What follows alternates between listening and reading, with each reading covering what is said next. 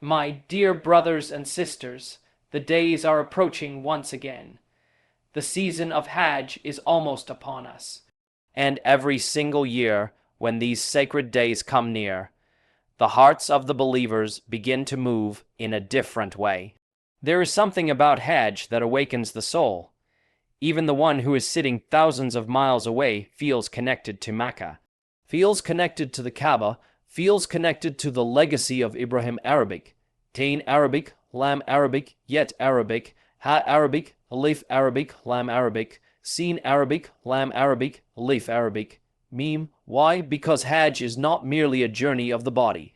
Hajj is first and foremost a journey of the heart. And Allah did not call just anybody to his house. Think about this. Millions dream of going. Millions save money for years. Millions wait for visas, for opportunities, for the right moment. Yet only those whom Allah chooses finally stand before the Kaaba. That is why our scholars would say, Hajj is not a vacation you plan. It is an invitation you receive. And when the invitation of Allah is near, the believer begins preparing long before the suitcase is packed. The real preparation is not buying clothes or arranging flights. The real preparation is asking ourselves difficult questions. If Allah invited me today, what state would I meet him in? What sins am I still holding on to? What grudges remain in my heart? What habits have distanced me from my Lord? Because Hajj changes people. Hajj softens hearts. Hajj humbles the arrogant. A wealthy man and a poor man stand side by side, wearing the same simple cloth. A king and a laborer cry to the same Lord with the same words, Labaik Allahumma Labaik. There is no display of status there, no pride, no titles, just servants standing before their master. And perhaps that is exactly why Hajj is so powerful. In our daily lives, we become distracted. We become attached to dunya. We chase careers, money, recognition, followers, and possessions. But Hajj strips all of that away and reminds us of who we truly are. We are servants of Allah, nothing more, nothing less, and even for those who may not go this year, the arrival of Hajj is still a message. Do not think these days are only for the pilgrims. No. These are days for every Muslim to reconnect with Allah. These are days to increase dua, increase repentance, increase worship, and purify the soul. When you see the pilgrims answering the call of Allah, ask yourself, have I answered the call of Allah in my own life? Because one day, every one of us will make a final journey. One day, we too will stand before Allah with nothing but our deeds. And Hajj is a reminder that the greatest success is not worldly success. The greatest success is to return to Allah with a pure heart. So, as Hajj approaches, prepare your heart before your luggage, because the real journey begins long before the road to Makkah. And as the days of Hajj draw closer, there is another reality that the believer is forced to confront: the need for purification. Because before one can truly stand in front of the house of Allah, before one can say Labaik with sincerity, the heart has to be cleaned in ways that only Allah knows best. Hajj is not just a physical act of traveling. It is a deep cleansing of the soul, and that cleansing begins long before a person ever reaches Makkah. Think about how Allah has designed this season. The believer is invited into days where repentance becomes not only encouraged, but almost demanded. The heart becomes sensitive. A person begins to feel regret over sins that were once ignored. Things that once felt small suddenly feel heavy. And that is not a coincidence. That is mercy. Because when Allah wants to bring a servant closer, He first makes them aware of what is holding them back. And so the wise believer does not wait for the day of Arafah to suddenly become pure. The wise believer begins now. He begins to look inward. He begins to ask, what am I carrying that I should not carry into the presence of my Lord? Is it a hidden sin? Is it a habit I have justified for too long? Is it resentment I have refused to let go of?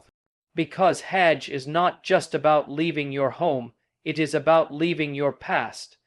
and repentance in these moments is not a cold ritual.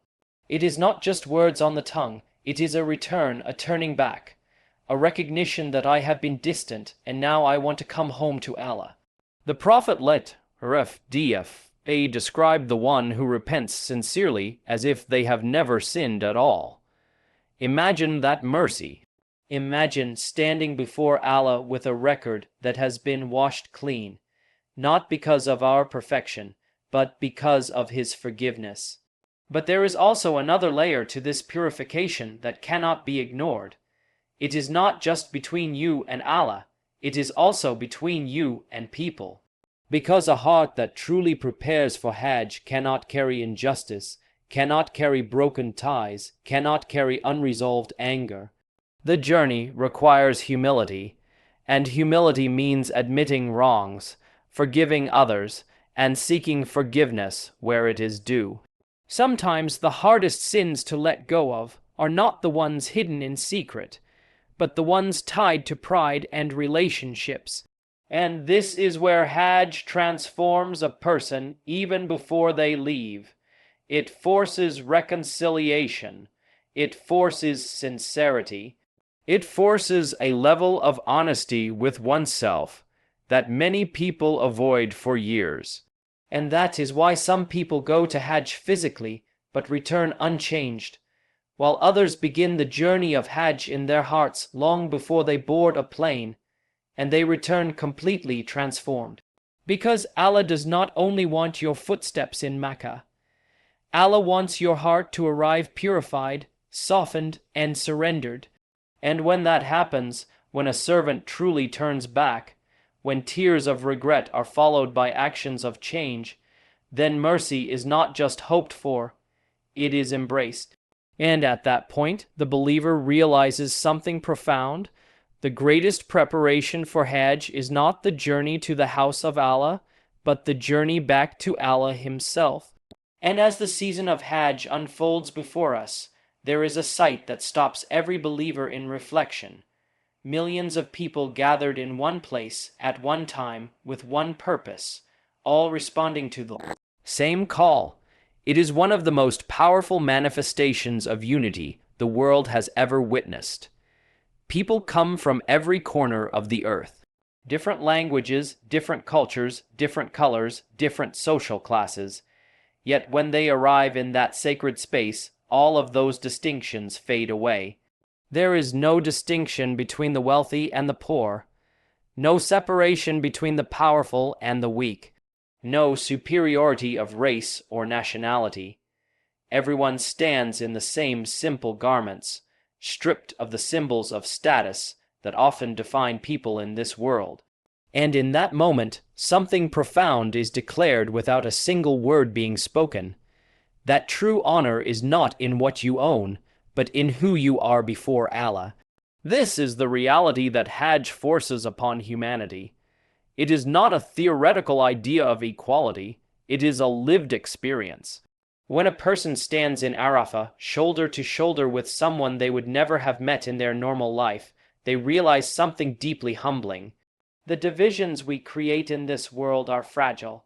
They dissolve the moment we stand before our Creator. And this unity is not only physical, it is spiritual. Every tongue repeats the same declaration, Labbaik Allahumma labbaik. Here I am, O Allah, here I am. It is as if the entire Ummah becomes one voice, echoing one response to one Lord. There is a rhythm to it, a harmony that transcends human differences. It is the sound of submission, and it is the sound of belonging. And perhaps what makes this unity even more powerful is that it is not forced. No one compels millions of people to stand together in this way. It is a voluntary gathering driven by faith. It is the love of Allah that pulls hearts together more strongly than any worldly force ever could. That is why Hajj remains one of the greatest proofs that when belief is real, it unites what nothing else in this world can unite. But this unity is not meant to remain in Makkah alone. It is a message carried back into the world, because the same Lord who commanded unity There is the Lord who commands justice, mercy, and brotherhood everywhere else. If we can stand equal in Hajj, then we are meant to live equal in our communities. If we can forgive strangers in Arafah, then we are meant to forgive our families, our neighbors, and our fellow believers in daily life. And so Hajj becomes a reminder not just of a gathering, but of an identity, that we are one ummah, not divided by race, not divided by status, not divided by ego, but united under the banner of La ilaha illa Allah. And when a believer truly understands this, they realize that unity is not something we wait for in the sacred lands alone. It is something we are commanded to carry back into every corner of our lives until our hearts reflect the very unity we once stood in before Allah. And finally, as we reflect on the coming of Hajj, there is one truth that must settle deep into the heart of every believer. Hajj is not meant to end when the journey ends. It is not a memory to be placed behind us. It is not a story to be told once and then forgotten. Rather, Hajj is meant to be a turning point, something that reshapes the entire direction of a person's life. Because if Hajj is accepted, it does not simply leave a person the same as before. It leaves an imprint. It leaves signs. The tongue becomes more careful.